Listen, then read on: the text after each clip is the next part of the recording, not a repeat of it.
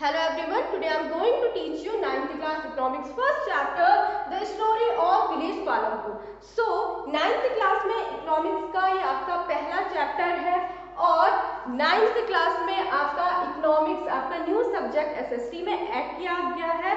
Economics को add करने का जो मेन मोटिव है वो ये है कि कैसे करके हम कम से कम संसाधनों में प्रोडक्शन कर सकते हैं, कैसे करके जो लोगों की डिमांड होती है उसे फुलफिल कर सकते हैं, कैसे करके जो देश की जो इकोनॉमी है उस इकोनॉमी के जो अलग अलग यूनिट्स होते हैं वो कैसे करके काम करते हैं, उनके जो फंक्शंस होते हैं वो क्या क्या होते हैं और कैसे करके आपका जो एक रिसोर्सेस होता है उस रिसोर्सेस को एक वैल्यूएबल रिसोर्सेस में कन्वर्ट करते हैं ताकि हम जो हमारे देश की इकोनॉमी है उसको और ज़्यादा आपका डेवलप कर सके। तो पूरा जो आपका इकोनॉमिक्स की बुक है उसमें ये सारा का सारा आपको कॉन्सेप्ट देखने को मिलेगा।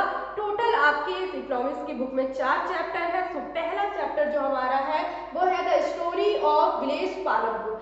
सो जैसे कि आपको लेसन के नाम से पता चल रहा है द विलेज ऑफ पालमपुर। सो ये कहानी है एक विलेज की जिसका नाम है पालमपुर, लेकिन ये जो विलेज है ये रियलिटी में इस नाम का कोई विलेज नहीं है, ये हाइपोथेटिकल यानी कि एक काल्पनिक गांव है।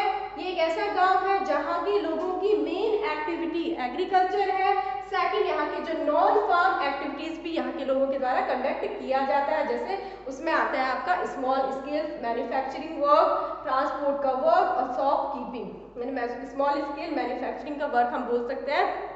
जैसे गांव में लोग क्या करते हैं, कृषि का कार्य करने वाले जो लोग होते हैं वो क्या करते हैं, कृषि से रिलेटेड कुछ टूल्स को भी बनाते हैं, औजारों को बनाते हैं, ट्रांसपोर्ट का काम भी करते हैं और शॉपकीपिंग का काम यानी कि छोटी छोटी दुकानें बनाते हैं। उससे क्या होता है, उनके जो अर्निंग के सोर्सेस होते हैं वो ज़्यादा बढ़ जाते हैं। तो वहाँ पे जो मुख्य कार्य है वो है 2, एक तो है मेन एक्टिविटी जो मुख्य क्रिया होती है वो एग्रीकल्चर, दूसरी होती है गैर कृषि क्रियाएं जो कृषि से रिलेटेड नहीं होती हैं लेकिन अर्निंग के उनके अदर सोर्सेस होते हैं, तो वो काम भी किया जाता है।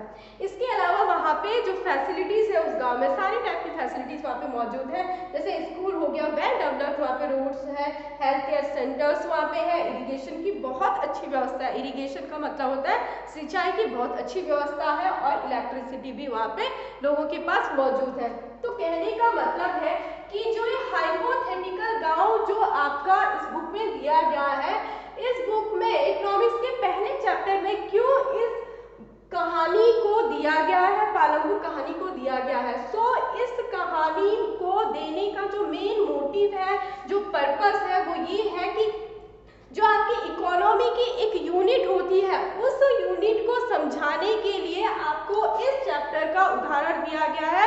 थ्रू दिस चैप्टर हम इकोनॉमी के एक यूनिट को पढ़ने वाले हैं और इकोनॉमी का जो यूनिट है वो है आपका प्रोडक्शन, मतलब कि प्रोडक्शन क्या होता है, प्रोडक्शन कैसे किया जाता है और लोगों की जो डिमांड होती है वो कैसे करके पूरी होती है, जो प्रोडक्शन होता है उसके लिए क्या क्या चीज़ों की रिक्वायरमेंट होती है, वो जो उसकी बेसिक कॉन्सेप्ट है उन बेसिक कॉन्सेप्ट को हम इस पूरे चैप्टर में पढ़ने वाले हैं। इसके अलावा जो पालमपुर जो गांव है उस गांव के जो लोगों की मेन एक्टिविटी है एग्रीकल्चर। सो एग्रीकल्चर में जो मेथड यूज किया जाता है एग्रीकल्चर में वो कौन कौन से मेथड का यूज किया जाता है, इसके अलावा जो नॉन फार्म एक्टिविटीज होती है वो कौन कौन सी एक्टिविटीज होती है और कैसे कैसे उसे किया जाता है।